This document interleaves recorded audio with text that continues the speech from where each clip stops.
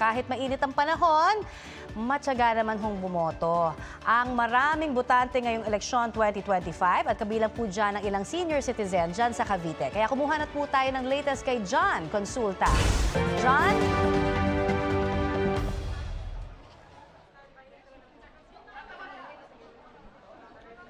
Connie, sa mga oras nga to ay tuloy-tuloy nga itong dating ng ating mga kababayan at kasama sa mga nagpunta ngayong araw. Ay nako, nakakabilib tong kwentong to, Connie, Susan. Ito ay walang iba kung hindi si Lola Lydia Lapid, no? At si Lola Lydia, itong inabutan natin kanina, 93 years old na siya, Connie, no? Ganoon na siya kaedad. At sa ating panayam sa kanya, ito ang mas nakakabilib pa sa kanya, Connie, Susan. Si Lola Lydia, wala siyang pinalagpas na pagkakataong bumoto. Mapa-national yan, mapa-barangay, talagang lahat ay bumoboto siya.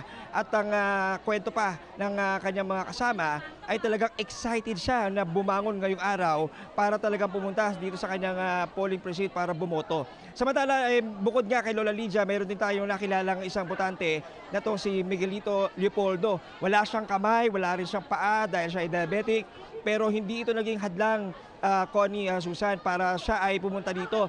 Ang sabi niya, talagang porsigido siya na pumunta dito para magawa itong pagboto nito dahil naniniwala siya na ito ay bahagi ng kanyang karapatan at duty para sa bayan. So pakinggan nga natin itong ating back-to-back na panayam kay Lola Lydia at kay Sir Miguelito.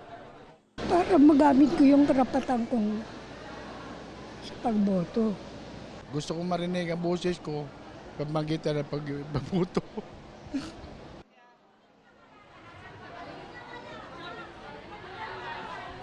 So ngayon, Connie, tuloy-tuloy itong botohan dito sa may bahagi ng Dasmariñas, Cavite. Alam nyo ba na yung ilan sa ating mga election officers, yung ating mga guro, wala pang kain, hindi pa nakapanghalian. Pero tuloy-tuloy pa rin dahil napaka-importante raw ng kanilang role, lalo pa dito sa Cavite, na itinuturing na second vote-rich province sa buong Pilipinas.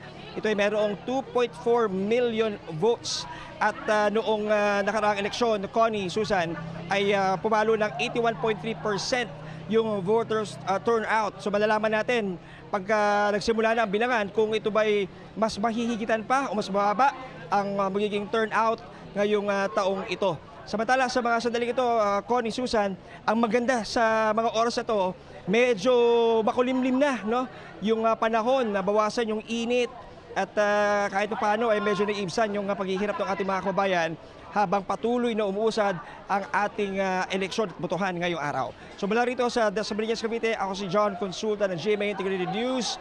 Dapat totoo sa eleksyon 2025. Oo, John, paalala lang natin, kasi dun sa mga may kasama na mga taga-alalay sa mga PWD, mga buntis, hindi ba, John, pwede na rin silang bumoto kasabay para lang hindi sila, alam mo na, pumila pa?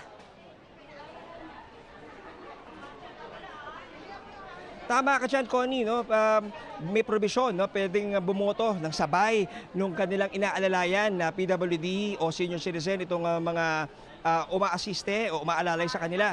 Sa katunayan, alam mo, Connie, no, napansin natin kung kanina siksikan doon sa area ng area na para sa mga senior citizen at PWD, hindi na mahulugan ang karayom kanina. Ngayon, nako, Connie, maluwag na. Talagang bakante-bakante yung mga upuan na kanina ay punong-puno. Kung kaya't doon sa ating mga kababayan dito sa Dasmariñas, Cavite, pwede na, no? Pwede nyo samantalin itong pagkakataong ito na konti lamang itong nabawasan, no? Malaking bawas yung bilang ng mga botante nag-aantay ng kanilang turn. At ito, nakikita nyo sa video ngayon, maraming mga bakanteng upuan.